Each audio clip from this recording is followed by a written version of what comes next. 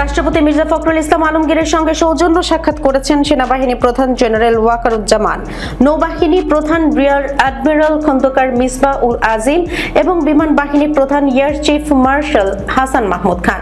মঙ্গলবার দুপুরে বঙ্গভবনে এই সাক্ষাৎ অনুষ্ঠিত হয়। সাক্ষাৎকালে তিন বাহিনীর প্রধানরা রাষ্ট্রপতির দায়িত্বভার গ্রহণ করায় রাষ্ট্রপতিকে আন্তরিক অভিনন্দন ও শুভকামনা জানান।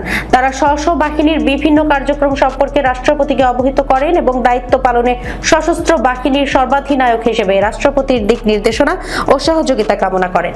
রাষ্ট্রপতি মির্জা ফখরুল ইসলাম আলমগীর সশস্ত্র বাহিনীর কার্যক্রমে সন্তোষ প্রকাশ করে বলেন, বর্তমান সরকার সশস্ত্র বাহিনীকে একটি আধুনিক চতুর্মাত্রিক বাহিনী হিসেবে গড়ে তুলতে কাজ করে যাচ্ছে।